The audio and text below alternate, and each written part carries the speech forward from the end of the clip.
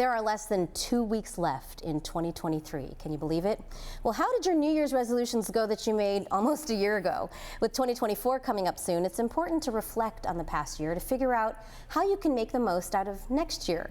Joining us now to offer some advice is Dr. Willough Jenkins, a pediatric psychiatrist at Rady Children's Hospital. Dr. Jenkins, thanks for joining us. Thank you for having me. I think that the end of the year can sometimes bring a lot of anxiety because people are trying to maybe check off some things that they thought they would get accomplished this year. And as you look toward a new year, though, maybe it can offer some peace because you kind of have a clean slate. I know that's what adults think. What do children think about a new year starting? No, that's so insightful. I think it's so important for families to use New Year as an opportunity to connect and reflect on the past year. So think about all those highlights that happened. Talk about those memorable moments. And I assure you, if you ask your kids, it's not going to be that expensive vacation you took. What they remember is always so interesting. So it's such a wonderful opportunity to have that conversation and hear what your children thought the past year was like.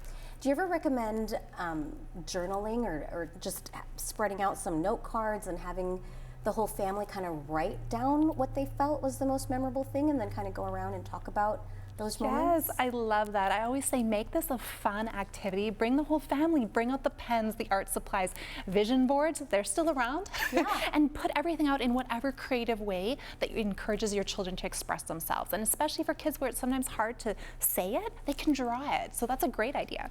I think you mentioned vision boards. I have two 17-year-olds. Yeah. They don't turn 18 until February, so I'm gonna, they're still kids They technically. But I think so much of our kids today, their lives live in the digital world. So I love the idea. I mean, maybe you could do an electronic vision board as well, but I actually like the idea of printing things out and ripping things from magazines and actually making a vision board for 2024. Yeah, and then you have something to hold you accountable because you can keep that and have it up so the family can reflect back. Are you following through? How are your goals going?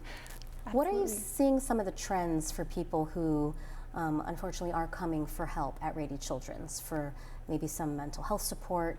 What are the things that kids these days are worried about?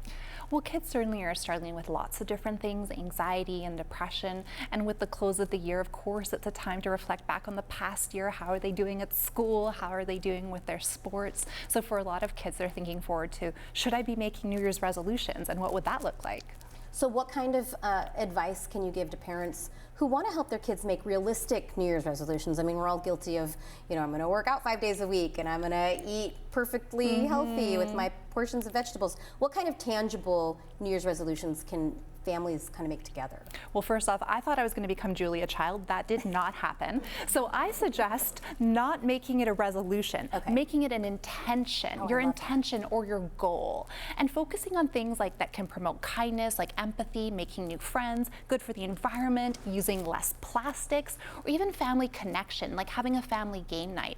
These can all be really positive type of intentions.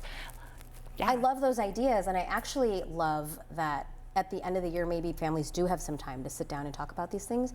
But then as the year gets going, I know we all just get so busy and you forget about those things. So maybe a vision board or even putting them in a mason jar, the ideas, and then on a weekend saying, what beach cleanup event would we like to go to? But trying to find that time for family is important, and doing it now is important. Yes, because the kids are out for school, so we have the time. And I think part of it too is as parents, this is our opportunity to model to our kids. How do we set goals? How do we follow through? How do we break them into manageable chunks? And this is such an important life skill. This is the perfect opportunity to teach that. And what are some signs, these are all wonderful activities to do, but I know a lot of kids are struggling. What are some signs parents should look for if they might need some outside help?